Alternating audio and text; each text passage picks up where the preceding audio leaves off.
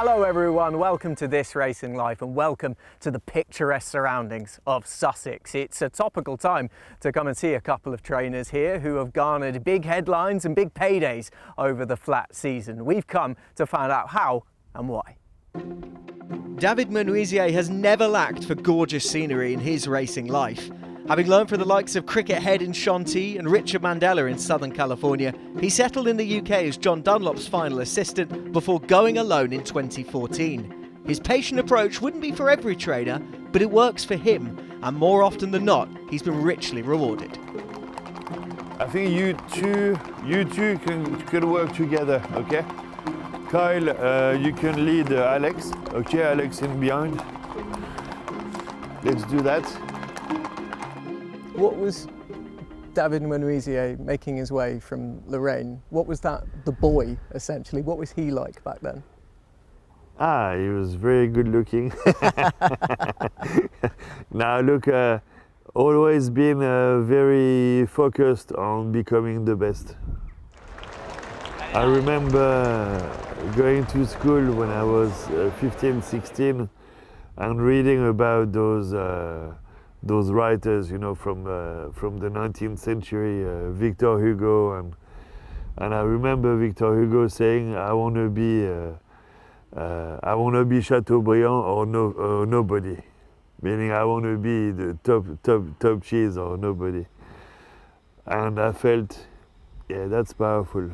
And I grew up thinking I want to be Favre or nobody. And when you're young, it's easy to say, and then you realize how tough it is, you know, to get to the top level, and realizing, you know, what those guys, you know, people like André Fabre or Henry Cecil or Sir Michael Stout, you know, retiring this week, what they've achieved is colossal. And we've had a few attempts at it this year, sorry, and we didn't manage to score with some really live shots, and it shows you how difficult it is.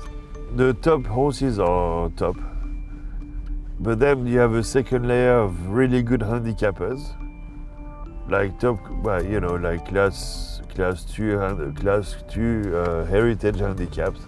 And then you have those that also win races at class 4, class 5, which is great. Near misses, I would imagine, probably happened when you were with the likes of Cricket Head in Shanty, with Richard Mandela in Southern California, and John Dunlop, who you were the last assistant to be with before he retired and you went out on your own. What did you learn from each of them individually? Cricket Head, I think she taught me the training itself, you know, the training philosophy, the patience, and yeah, that sort of things. Richard Mandela was more about horsemanship, you know, problems, dealing with leg problems and keeping horses sound. John Dunlop was, I think, the love of the English way, the English program, the handicapping, and the heritage, really.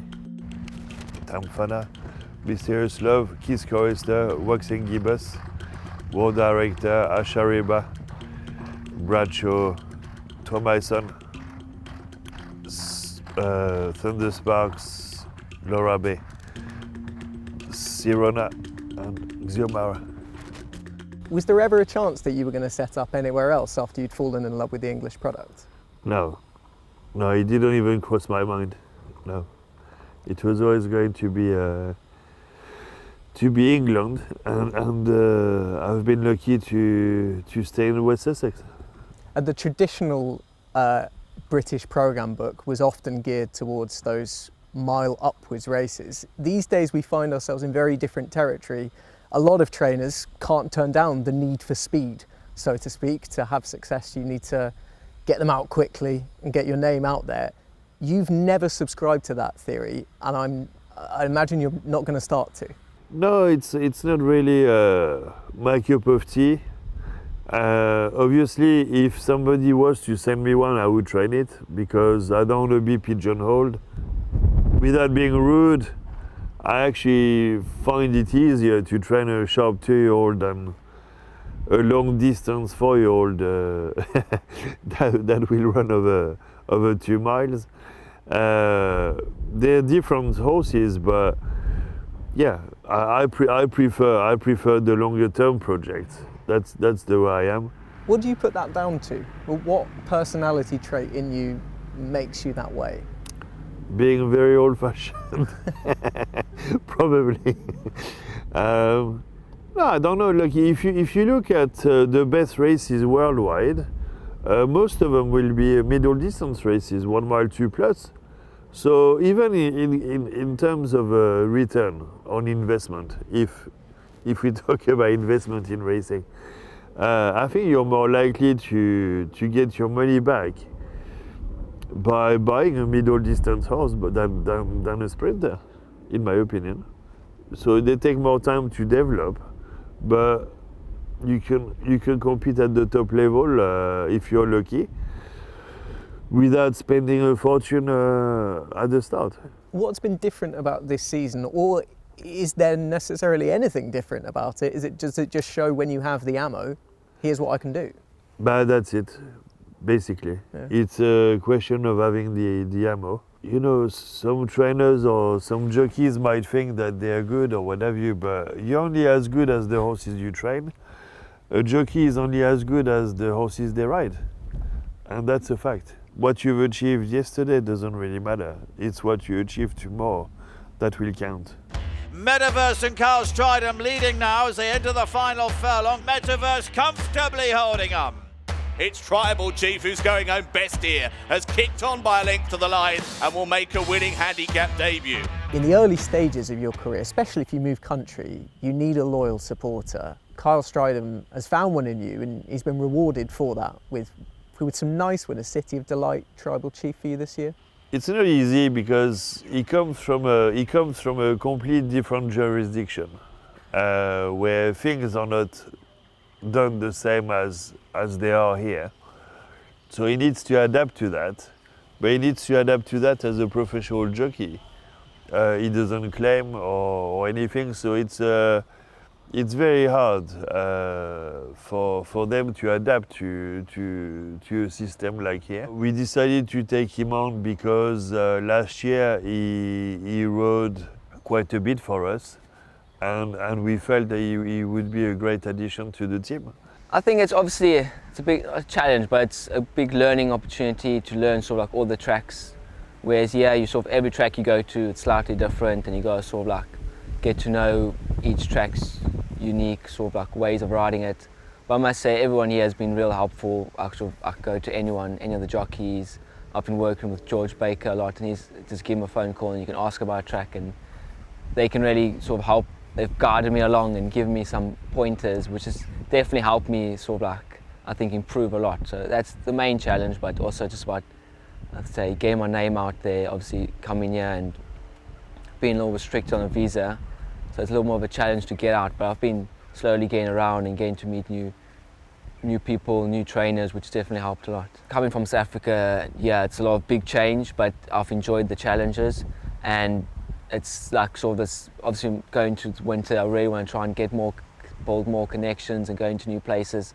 I've been getting to go in a few more places, and even going to Gary Moore, I think it's a great place to go. He's obviously produced a lot of top jockeys through the ranks there, and every time I go there he's supportive, he helps, he guides, and riding work with Jamie Moore and stuff like that, it's a good plus. So hopefully I can build more connections to the winter and just stick it out and progress as we go along.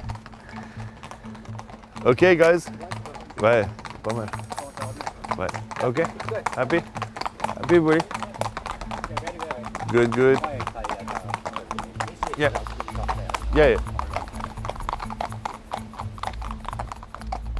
I don't think I'm the most fashionable yard in the country, but I think I have better than fashion. I have loyalty from people. Correct me if I'm wrong, I don't know if you'd necessarily want to be seen as a fashionable yard. No. No. No, look, I don't feel I owe anything to anybody. Yes, to my loyal owners, to my staff, but I think it goes both ways. It's a two-way street, yeah. But I've never worked on anybody's face to get to where I am, and I will never do that. I don't go to the sales and beg people to send me horses or what have you. I'm delighted when I get a phone call from someone, and which has happened a couple of times in the last few weeks, which is lovely, because they recognize your success and ability, and reward you by sending you a new horse, which I find really rewarding. But yeah, that's who I am. Tamfana, her season up until now, if you had to rate it out of 10, where would you land? Look, the filly herself is a 10 out of 10. I would rate the performance of the trainer much lower. The guineas, obviously, things are what they are. She was unlucky not to get the gap, so be it. We felt that she would improve for the step up in trip, and things didn't quite pan out as we were thinking, and she got beat. Oisin was adamant that she would stay further, and I was too, in fairness, you know. So we had to try the Grand Prix de Paris. And she did stay, like, you know, obviously she didn't blow up around the bend, but she was beaten 2.5 lengths by Sosie, who was, you know, the Arc de Triomphe favorite. But she wasn't coming home like a train, let's put it this way. So I don't think when I say she doesn't stay against the very best. She would win a Group 2 over 1 mile 4 any day of the week, but she wouldn't stay the trip to beat the best. How much enjoyment, is there a potential added enjoyment, I should say, the fact that she's Syndicate owned, this Quantum Leap Racing who own her? It's not somebody with an endless checkbook who can just go, oh, we'll try the next one. They are a great bunch, and they deserve every success. We bought Tamfana at Baden-Baden, which is a good source of equine talent for us. It's as you know, it's a sale where they sell primarily middle distance horses, stayers, stoutly bred horses. So it's an obvious place for us to go. It's a bit odd really that a sale like that should be one of the early sales in the year. So you really are having to use a bit of imagination to see what the raw material might become. I wish we could get 3 or 4 like every year. We tried. When did you really get an indication of we might have something a little bit more special? Sometime between Fosslas and Kempton, truth be told. First and second run. I know David liked her from day one, he'd said that. I also know David doesn't have first time out 2-year-old winners as a rule, and she looked all over the winner in that race. Fosslas was a little bit unlucky, not for the first time in her career. But it was Kempton, I suppose, that really, you know, when I started to believe the trainer a little bit more. Oh, I'd say you would have. The style of that performance, was she always in the lead, and then she just shot clear from them? She did, and that gave us the confidence to go for a bit of black type as a 2-year-old, which, you know, again, wouldn't be our normal modus operandi. So we went to France for the Premiesque, a traditional classic trial, another great day out for everybody. And yeah, I mean, that was tremendous. And hopefully we haven't finished the Group 1 journey yet. Well, luckily, there is time to rectify that. There's 2 potential big engagements in just the next month or 6 weeks. Yes. Is it Sun Chariot next? I think it looks the obvious race, with both options in mind, Sun Chariot and the Opera the next day. To me, she looks very good over 1 mile. Jamie Spencer, actually, who rode in the Guineas, said at the time that in his mind she's a miler and we shouldn't be in a rush to step her up in trip. And I think, yeah, with hindsight, he was completely right. So it does look like the obvious thing to go for the Sun Chariot. Okay, Roger? Ready to go again? I know. Might be too soon. Yeah. Social media, a blessing and a curse in equal measure, but if it's done one great thing for racing, it's allowed us to see our old pals long into their next careers. Places like the Racehorse Sanctuary provides essential care for horses in their next chapter, as well as offering a much needed shot in the arm for racing's social licence. The Racehorse Sanctuary was started by Graham Oldfield, who retired 3 years ago. We've carried it on and grown it and changed it slightly in that we are having more horses to rehome, really. We also always have the horse here to sort of find out more about it, its temperament and everything. How did you get involved with this? I was a trustee. I've been a trustee for about 8 years now, and which I loved it. I have my own horse, it's a racer. When Graham left, we needed to really reconfigure everything. So I've sort of took, I'm like chief cook and bottle washer, if you like, but I do all the admin. Nigel runs the yard. We talk about things and how it's going. And because there's always something, I didn't know I was going to get a phone call from you yesterday, for example, which is lovely. So yeah, I'm very passionate about it, and long may it continue. Well, I didn't know when I turned up here that I was going to see an old favourite, a horse. Yeah. I'll be honest, I hadn't thought about for many years, but Jardine's Lookout, who we're going to go see now, I remember him on the track in the early 2000s, running in Goodwood Cups and those big staying races. And I'm so excited to see him. Well, I think you'll be very impressed, and it's lovely because so many people forget them, but you remember, and that's brilliant. So you're seeing your little hero. Every morning, feed round, check the horses, make sure the old fellas are all right, check all the paddocks, fencing. Then in general, we poo pick, the whole basic stuff. Then we ride out anything that's got to be ridden out, maintain the school, everything really. We do everything. You've just got to make sure these old warriors are these still are the main along. These are the main people that we check. We all look after and make sure they're okay. How did you get involved? Well, I've been in racing 49 years. I was hoping to get 50, but I finished at Amanda Perrett's and I went to Lavington Stud, and this job was advertised. I got in touch with Catherine and we had a chat, and it sort of appealed to me. I've always had horses of my own as well, which I've always wanted to make sure they get homes after their racing life, which I've done. I had a 3-year-old I got from John Gosden's. I kept him till he was 28. He won me 5 races. Bit mad, but he was he was a lovely horse, and that's what I enjoy doing it. I enjoy seeing the old horses looking well and hanging on in there, really.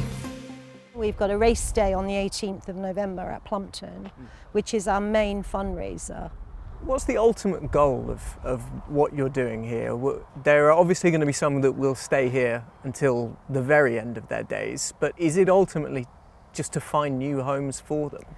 I'd say a bit of both, because some of them are quite young, and if they all live till 34 or 35, well, who knows? And there's a good chance by the looks of it. And there is a good chance. So I think if we could turn over 2 or 3 ex-racehorses a year to go on to do another job, that would be lovely.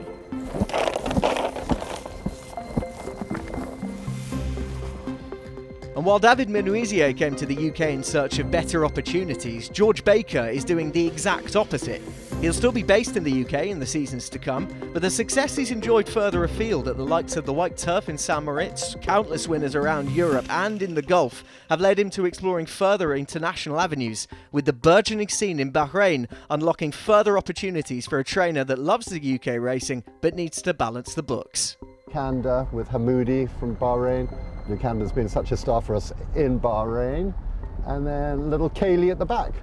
I think we've always had the mantra of have horse will travel. And Anthony, I think one of the, it's incredibly competitive, the sport here.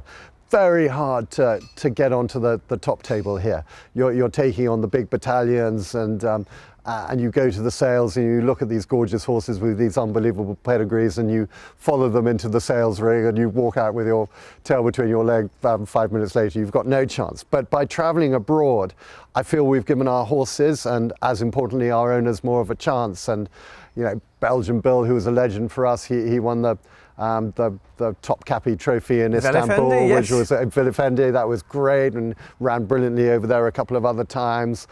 He won in Dubai, Boom Shakalaka, Harry Hurricane, Runner. You've got to have a bit of imagination sometimes to stick horses on lorries, and you don't want to do it just for the fun. You've got to be competitive. So yes, I mean, hopefully where there's a little bit of skill involved is, you know, picking the right horses for these foreign ventures, because some horses will get in a muck sweat on the horse box going down the road to Lingfield. So to stick them on aeroplanes or on 2-day journeys, it takes a bit of imagination, and you need to be that massive commodity of luck as well is of course involved. But we've got owners who support the foreign forays, and yeah, it's been a massive part of us. What we've done happened early, because I realised very early on that it's really hard to compete on these shores. We love having horses at Ascot and Goodwood and York and all the big meetings, but really it's been on the foreign fields that we've probably had our biggest successes, because we've had the imagination to go and do it, and the support of owners to take us there. When the first call came in 4 years ago and someone said at the end of the telephone, "I'm calling from the office of Sheikh Salman Al bin Khalifa in Bahrain," I very nearly put the phone out and said, or thought it was one of my mates. But Kendra and I went out there and we were massively impressed by their enthusiasm, their ambition, the way they want to internationalise their racing and make it very much part of that sort of Middle Eastern circuit. And as you can see, but over the last 3-4 years, I mean, just the profile of the place has grown, and it's been yeah, fantastic, and a privilege for us to be, you know, involved from the beginning, and we love it. It's going to be quite hard to say goodbye to this place, I'd imagine. So many memories here, but such an exciting new venture in Epsom, perfectly located for people, owners you'd like to attract, easy route in from London, whichever way you look at it. It's very exciting, but at the same time it must be a little bit bittersweet to leave it. Yeah, it's always, you know, daunting, but we have moved. We were at Morton Morrell to begin with, and then we had the great privilege of training at Whitsbury. You know, again, as a racing fan, to walk out of my kitchen door and walk past a blue plaque that said Desert Orchid on it, and all the great horses that Elsie and others trained down there, and then go to Manton. I'm what a privilege, 2 of the greatest training places in the world, let alone Europe. Coming here, I'm a local man, a wonderful place. We've really enjoyed it, 7 years here, fantastic, and I genuinely thought this would be home forever. Mick Shannon did tell me once that I've got to take the wheels off my caravan because I move around so much, but I did tell him that this was the last spot. But as you will see when we go and see the place later, we went over to Epsom, saw the downsize, saw the regeneration of the place, and that aligned with everything that's going on at Epsom, the rejuvenation of the training centre, the jockey club support and everything. And yeah, I mean, as you will see, I walked through the doors there and went, I think we're on the move. Well, I'm champing at the bit to see the new place. Shall we go have a look? Let's go and have a look. Well, George, we've made the trip over, and I'll tell you, it was worth an hour in the car. This place is so impressive, even in its current guise. When did you first see it? Anthony, we came here, I think it was sort of in the autumn of last year, so October, November time, when it looks incredible now, but even then it was mind-blowing. You could just see what was happening. You could see what Mark Travers and his team were imagining and dreaming of. But yeah, I was completely blown away, I have to admit. We sort of came here thinking, well, we'll go and have a look. And as soon as we walked into these stables, we realised pretty quickly that it was a trip switch moment, and what an opportunity and what an incredible place, and yeah, hugely exciting. Right, you ready to show me around? Let's go and have a look.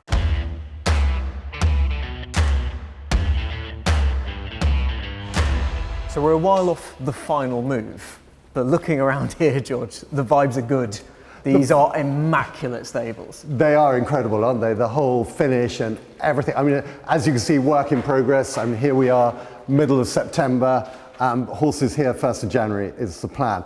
But I'm just looking at these stables, I'm looking at the finish of them. Here we've got the feed buckets for them. Amazing size of the stables. I love the fact that all the horses can see each other. Every horse can see each other. Every single stable has got an outside window, incredible ventilation along the top there, lighting that can be applied to various stables. If a horse comes back from the races at 11:30, we don't have to turn on every single light. Mark Travers and his team have literally thought of everything. And rather like you today, when I first walked in here, I was just completely blown away by it. I realized it was a trip switch moment in my life, in my racing career, just sort of thinking that Robin's Farm was going to be the last base, and then to have an opportunity to train from a historic stable, but an amazing, incredible facility that I think will be the envy of many. Right, so we're coming up to, arguably, George, the most important part of a stable experience, at least for the owner's sake. This is going to be a space which, I mean, there's a lot of scope for potential of what you can do in terms of hospitality. Absolutely. Well, we touched on it back at Robin's Farm. You know, people who have horses in training, a large part of it is because it's a leisure choice, and they've got to have fun, and they've got to be entertained whether they're winning or losing. And having a space like this, Mark has talked about putting a bar up here, maybe a pool table, just a lovely place to come and sit and watch your horses. We can parade horses out the front there. Yeah, this will be a lovely area for owners to sort of hopefully immerse themselves in the whole experience of Downs House. And yeah, it's been, it's just another perfect add-on to what has been a very well thought through project. There's absolutely nothing left that hasn't been thought of, and I think this room will be looking forward to filling it up with lots of happy owners and filling the walls with lots of winning photographs. That building over there is where the completely remarkable Eclipse was trained back in the late 18th century, and where from here he was sent off to run in those incredible match races. And I think 95% of the current thoroughbreds come down from the horse who was trained in that barn over there. It's a listed building.